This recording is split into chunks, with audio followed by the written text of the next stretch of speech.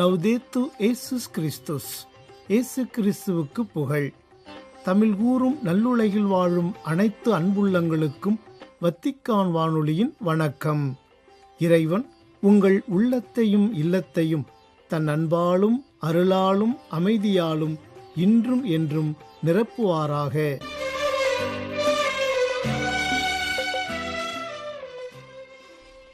அன்பு நேயர்களே, வத்திக்கான் வானொலி இன்று உங்களுக்கு வழங்கவிருப்பவை: தடம் தந்த தகைமை, வாரம் ஓர் அலசல் மற்றும் செய்திகள்.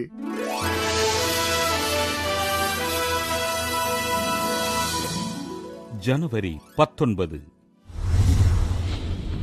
புனித ஜோசப் செபஸ்டியான்.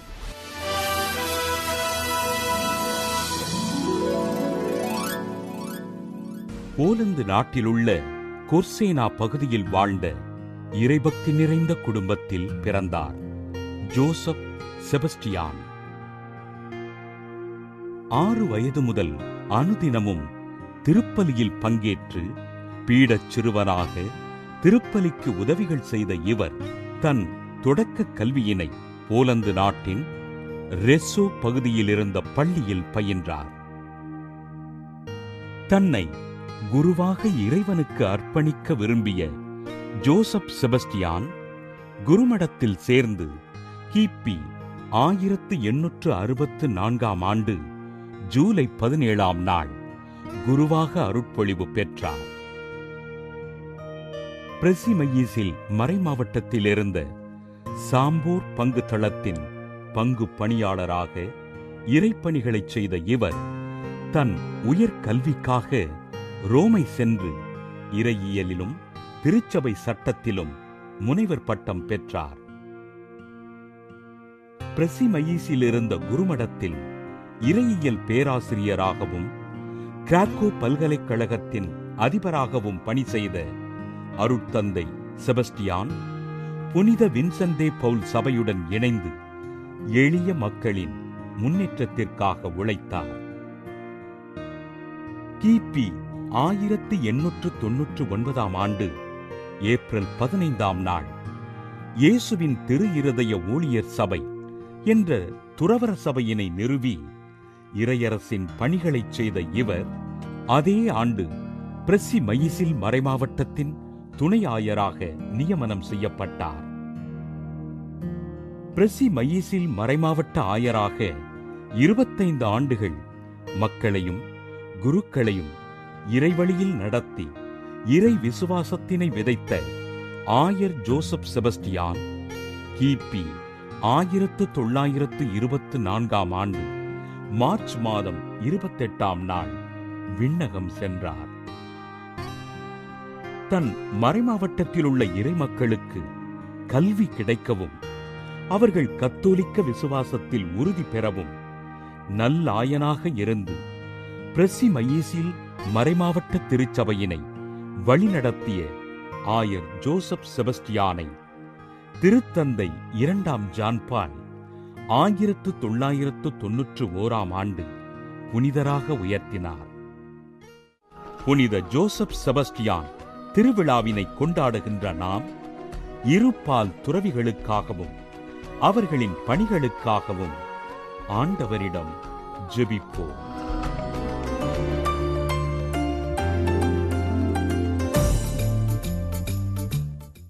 வாரம் ஓர் அலசல், அனைத்துலக கல்வி தினம். கற்கும் வயதில் கவலை எதற்கு, விட்டு தள்ளு தள்ளு, கண்ட கனவை நடத்தி காட்டி வெற்றி என்று சொல்லு. கற்கும் வயதில் கவலை எதற்கு, விட்டு தள்ளு தள்ளு, கண்ட கனவை நடத்தி காட்டி வெற்றி என்று சொல்லு. நோக்கம் ஊக்கம் ஆக்கம் அனைத்தும் கல்வி ஒன்றுதான், கல்வி ஒன்றுதான், கல்வி ஒன்றுதான். கற்கும் வயதில் கவலை எதற்கு, விட்டு தள்ளு தள்ளு. சர்வதேச கல்வி தினம். கல்வி என்பது வெறும் ஏட்டுச் சுரக்காய் அல்ல. அது ஒரு புத்தகம் சார்ந்த விஷயம் மட்டுமல்ல, அது ஒரு முழுமையான வாழ்க்கை. கல்வி இல்லாத ஒரு சமூகம் திசை காட்டாத கப்பலை போன்றது. ஒரு மனிதனுக்கு கல்வி இல்லையெனில் அங்கு அறிவுக்கு இடமில்லை. அறிவு இல்லையெனில் ஆக்கப்பூர்வமான சிந்தனைகளுக்கு வழி இல்லை. சரியான சிந்தனை இல்லாத இடத்தில் தனிமனித முன்னேற்றமோ அல்லது சமூக மாற்றமோ நிகழ வாய்ப்பே இல்லை. எனவே கல்வி என்பது வெறும் பட்டங்களை வாங்குவதற்காக அல்ல, நம்முடைய சிந்தனையை செதுக்கி நம்மை சிறந்த மனிதர்களாக மாற்றுவதற்காகவே என்பது நாம் முதலில் உணர வேண்டும். இருளை நீக்கும் ஒளிவிளக்காக விளங்கும் கல்வியானது ஒரு தேசத்தின் உண்மையான செல்வம். இது மனிதனை பண்படுத்துகிறது, உரிமைகளை உணர்த்துகிறது மற்றும் உலகத்தோடு கைகோர்த்து நடக்க நமக்கு துணிவை தருகிறது. கல்வியின் வழியாக மட்டுமே நம் வறுமையை வெல்ல முடியும், சமத்துவத்தை நிலைநாட்ட முடியும். ஒரு நாடு பொருளாதாரத்தில் உயர்வதை காட்டிலும் அதன் குடிமக்கள் அறிவில் உயர்வதே அந்த தேசத்திற்கு பெருமை சேர்க்கும்.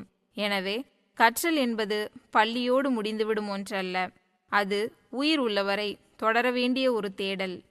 கல்வி என்பது நமக்கானது மட்டுமல்ல, அது நாம் இந்த சமூகத்திற்கு திருப்பி செய்ய வேண்டிய கடமையும் ஆகும். கற்றனை தூறும் அறிவு என்றார் வள்ளுவர். நாம் கற்கும் ஒவ்வொரு பாடமும் நம்மை சுற்றியுள்ள அறியாமை இருளை போக்க வேண்டும். இந்த புனிதமான நாளில் கல்வி ஒரு புத்தகம் அல்ல, அது ஒரு வாழ்க்கை என்ற உண்மையை நெஞ்சிலேந்தி இடைவிடாத கற்றல் மூலமாக நம் வாழ்வையும் நம்மை சுற்றியுள்ள சமூகத்தையும் ஒளிரச் செய்வோம் என நாம் அனைவரும் உறுதியெடுப்போம். சர்வதேச கல்வி தினம் என்பது உலகம் முழுவதும் கல்வியின் உன்னதத்தையும் அதன் இன்றியமையாத தேவையையும் ஒவ்வொரு மனிதனுக்கும் நினைவூட்டும் ஒரு உன்னதமான நாளாகும். இது வெறும் தேர்வு மதிப்பெண்களை கொண்டாடுவதற்கோ அல்லது நாம் வாங்கிய பட்டங்களை பட்டியலிடுவதற்கோ ஒதுக்கப்பட்ட நாள் அல்ல. மாறாக கல்வி ஒரு மனிதனை எப்படி சிறந்த பண்பாளனாக மாற்றுகிறது என்பதையும், சமூக மாற்றத்திற்கு அது எப்படி ஒரு கருவியாக செயல்படுகிறது என்பதையும் நம் ஆழமாக சிந்திப்பதற்கான ஒரு வாய்ப்பாகும். ஒவ்வொரு ஆண்டும் ஜனவரி 24 சர்வதேச கல்வி தினமாக உலகம் முழுவதும் கடைபிடிக்கப்படுகிறது. கடந்த 2018 டிசம்பர் மாதம் நடைபெற்ற ஐக்கிய நாடுகள் சபையின் பொதுசபை கூட்டத்தில் அமைதி மற்றும் வளர்ச்சிக்கான கல்வியின் பங்கினை அங்கீகரிக்கும் விதமாக இந்த நாளை அதிகாரப்பூர்வமாக அறிவித்தார்கள்.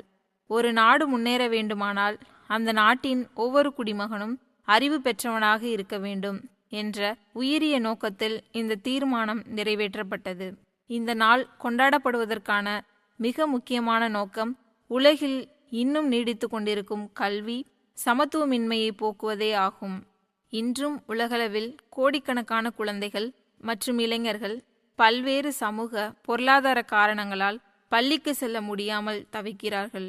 ஆரம்ப கல்வி கூட கிடைக்காமல் இருக்கும் அத்தகைய விளிம்புநிலை மக்களின் நிலைமையை உலக நாடுகளுக்கு உணர்த்தவும், அனைவருக்கும் தரமான கல்வி கிடைப்பதை உறுதி செய்யவும் இந்த நாள் ஒரு விழிப்புணர்வு முகமாய் அமைகிறது. கல்வியின் உண்மையான பொருள் என்பது வெறும் புத்தகங்களை புரட்டுவதோ தேர்வுகளை எழுதி அதிக மதிப்பெண்கள் பெறுவதோ மட்டுமல்ல. உண்மையான கல்வி என்பது எது நல்லது எது கெட்டது என்று பகுத்தறியும் ஞானத்தை ஒருவனுக்கு வழங்க வேண்டும்.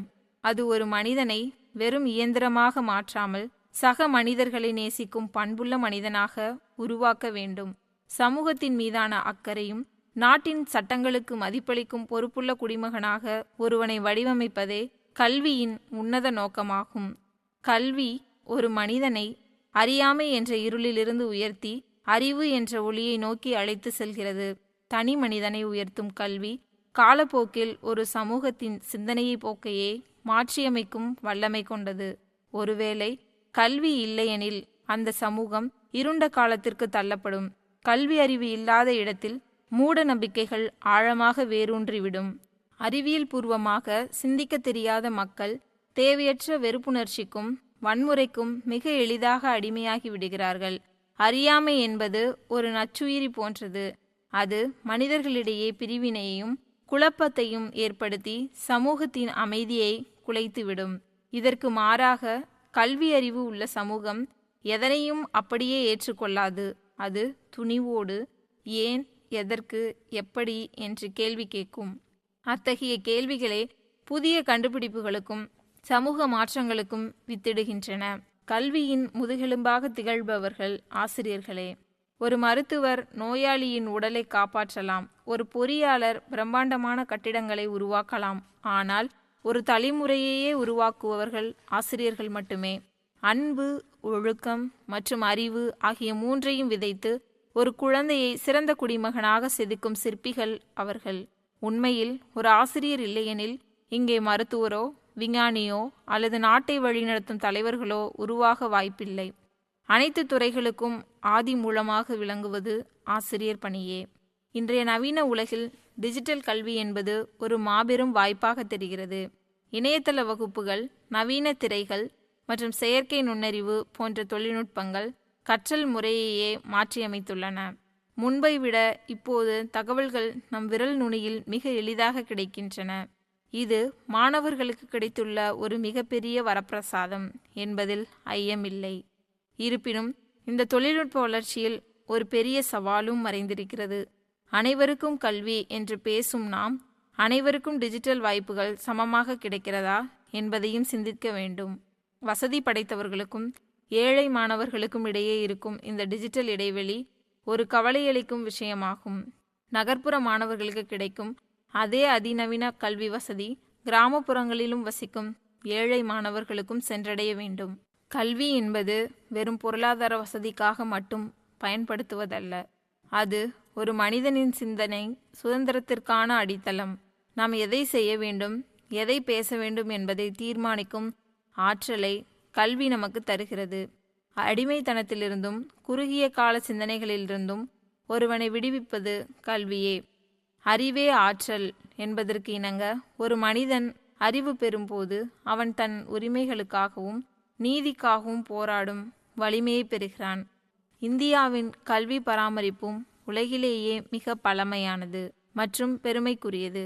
தட்சசீலம் மற்றும் நாலந்தா போன்ற உலகின் முதல் பல்கலைக்கழகங்களை தோற்றுவித்த மண் இது. செல்வங்களிலேயே மேலான செல்வம் கல்வி செல்வமே என்று உரக்கச் சொன்னது நம் பண்பாடு. அறிவு என்பது ஒருவரிடம் மட்டும் தேங்கி நிற்பதல்ல, அது சமுதாய முழுமைக்கும் பரவ வேண்டும் என்பதே இந்திய கல்வி மரபின் அடிப்படை தத்துவமாகும். கல்வி என்பது நம் வாழ்வில் இரண்டர கலந்த ஒரு பண்பாட்டு அடையாளம். கல்வி என்பது வெறும் வேலை வாய்ப்பிற்கான தகுதி சான்றிதழ் மட்டுமல்ல, அது ஒரு முழுமையான வாழ்க்கைக்கான பயிற்சி.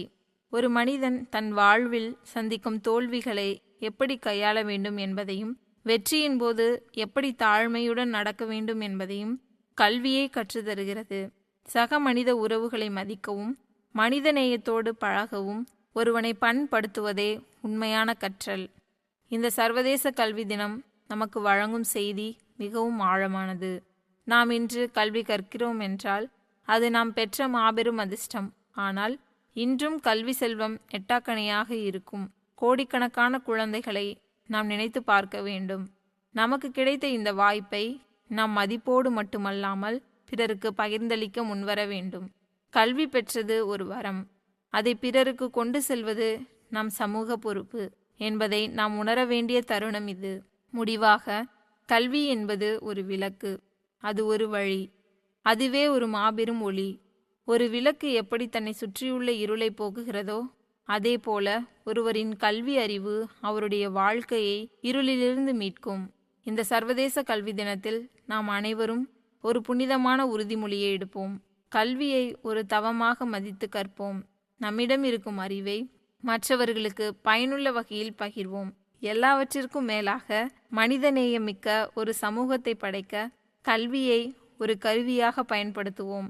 அறியாமை என்ற இருள் நீங்கி அறிவு என்ற ஒளி எங்கும் பரவட்டும்.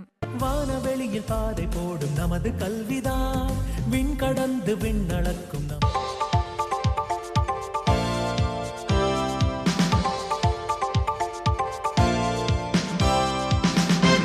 செய்திகள். முதல் பார்வையில் மட்டுமே நன்றாக தோன்றும் விடயங்களை துரத்துவதை நிறுத்துவோம் என்றும், விழிப்புடன் இருந்து எளிமையை தழுவி நேர்மையாக நடந்து பணிவுடன் வாழ்ந்து நம் எண்ணங்களையும் உணர்வுகளையும் ஆழப்படுத்துவதன் வழியாக திருமுழுக்கு யோவானின் முன்மாதிரியை பின்பற்றுவோம் என்றும் கூறினார் திருத்தந்தை 14ஆம் லியோ. ஜனவரி 18 ஞாயிறன்று வத்திக்கான் புனித பேதுரு பெருங்கோவில் வளாகத்தில் கூடியிருந்த பல்வேறு நாடுகளைச் சேர்ந்த ஆயிரக்கணக்கான திருப்பயணிகளுக்கு வழங்கிய நண்பகல் மூவேளை இறைவேண்டல் உரையில் இவ்வாறு மொழிந்தார் திருத்தந்தை. தான் புகழ்பெற்றவராக இருந்த போதிலும் இயேசுவின் பணிக்கு இடமளிக்க பணிவுடன் ஒதுங்கிச் சென்ற திருமுழுக்கு யோவானிடம் வெளிப்பட்ட மிகவும் பணிவு நிறைந்த மனப்பான்மையை விசுவாசிகளுக்கு எடுத்துக்காட்டினார் திருத்தந்தை. திருமுழுக்கு யோவான் இயேசுவின் வழியை ஆயத்தப்படுத்துவது ஒன்றை மட்டுமே தனது நோக்கமாக கொண்டிருந்தார் என்றும் அதற்கான அர்ப்பணிப்புடன் செயல்பட்டார் என்றும் சுட்டிக்காட்டிய திருத்தந்தை, புகழுக்கு அடிமையாகி விடாமல் இயேசு தன்னைவிட பெரியவர் என்று தாழ்மையுடன் கூறிய அதேவேளை கடவுளின் பிரசன்னத்தை மகிழ்ச்சியுடன் ஏற்றுக்கொண்டார் என்றும் குறிப்பிட்டார். மேலோட்டமான விடயங்களால் பெரும்பாலும் திசை திருப்பப்படும் உலகில் விசுவாசிகள் உண்மையிலேயே முக்கியமானவற்றில் கவனம் செலுத்த வேண்டுமென்று கேட்டுக்கொண்ட திருத்தந்தை, எளிமை, நேர்மை மற்றும் ஆழமான ஆன்மீக சிந்தனை கொண்ட வாழ்க்கையை வாழ வேண்டும் என்றும் விண்ணப்பித்தார். 1ஆம் ஜான்பால், 2ஆம் ஜான்பால் மற்றும் 16ஆம் பெனடிக்ட் ஆகிய 3 திருத்தந்தையர்களின் கீழ் ஏறக்குறைய 30 ஆண்டுகள் வத்திக்கானில் பணியாற்றிய ஏஞ்சலோ குகல் அவர்களின் மறைவை தொடர்ந்து திருத்தந்தை 14ஆம் லியோ அவர்கள் தனது ஆழ்ந்த இரங்கலை தெரிவித்துள்ளார். இறுதிச் சடங்குகளின் போது வாசிக்கப்பட்ட இரங்கல் செய்தியில் குகல் அவர்கள் தனது பணிக்காலம் முழுவதும் விசுவாசத்துடனும் விடாமுயற்சியுடனும் பணியாற்றினார் என்று பாராட்டியுள்ள திருத்தந்தை அவரது வாழ்க்கையை ஒரு முன்மாதிரியான கிறிஸ்தவ சாட்சி என்று வர்ணித்துள்ளார். வத்திக்கான் காவல் படைப்பிரிவு மற்றும் ஆளுநரகத்தில் குகலின் முந்தைய பணிகள் பற்றியும் எடுத்துரைத்துள்ள திருத்தந்தை அவரது மனைவி மற்றும் குழந்தைகளுக்கு தனது இரங்கலை தெரிவித்து கிறிஸ்துவின் மிகவும் தாராள மனப்பான்மை கொண்ட சீடரின் ஆன்மாவுக்காக இறைவேண்டல் செய்வதாகவும் கூறியுள்ளார். ஜனவரி 18 ஞாயிறன்று வத்திக்கான் புனித பேதுரு சதுக்கத்தில் குழுமியிருந்த ஆயிரக்கணக்கான விசுவாசிகளுக்கு வழங்கிய நண்பகல் மூவேளை இறைவேண்டல் உரையின் இறுதியில் கிறிஸ்தவ ஒன்றிப்புக்கான இறைவேண்டல் வாரம் குறித்து குறிப்பிட்டார் திருத்தந்தை 14ஆம் லியோ. மேலும் இந்த கிறிஸ்தவ ஒன்றிப்புக்கான இறைவேண்டல் வாரத்தின் தோற்றம் குறித்து நினைவுகூர்ந்த திருத்தந்தை, அனைத்து கிறிஸ்தவர்களும் ஒரே குடும்பமாக ஒன்றிணைந்து வாழ ஆர்வத்துடன் இறைவேண்டல் செய்யுமாறு அவர்களை கேட்டுக்கொண்டார். தூய பவுல் எபேசியருக்கு எழுதிய திருமுகத்திலிருந்து எடுக்கப்பட்ட நீங்கள் ஒரே எதிர்நோக்கு கொண்டு வாழ அழைக்கப்பட்டிருக்கிறீர்கள், அந்த ஒரே எதிர்நோக்கு இருப்பது போல உடலும் ஒன்றே தூய ஆவியும் ஒன்றே என்னும் இறைவார்த்தைகள் இந்த இறைவேண்டல் வாரத்திற்கான கருப்பொருளாக அமைந்துள்ளன என்றும் தெரிவித்தார் திருத்தந்தை. ஜனவரி 18 ஞாயிறன்று காங்கோ ஜனநாயக குடியரசில் தொடரும் மனிதாபிமான நெருக்கடி மற்றும் அங்கு இடம்பெற்று வரும் வன்முறையின் காரணமாக பலர் தங்கள் வீடுகளை விட்டு வெளியேறும்படி கட்டாயப்படுத்தப்பட்டுள்ள நிலை குறித்து தனது ஆழ்ந்த கவலையை வெளிப்படுத்தியுள்ளார் திருத்தந்தை 14ஆம் லியோ. ஜனவரி 18 ஞாயிறன்று வத்திக்கான் புனித பேதுரு பெருங்கோவில் வளாகத்தில் வழங்கிய தனது நண்பகல் மூவேளை இறைவேண்டல் உரையில் உரையாடல் மற்றும் அமைதிக்கு அழைப்பு விடுத்ததுடன் ஆயிரக்கணக்கானோரை இடம்பெறச் செய்த மோதலை முடிவுக்கு கொண்டு வருமாறும் வலியுறுத்தியுள்ளார் திருத்தந்தை.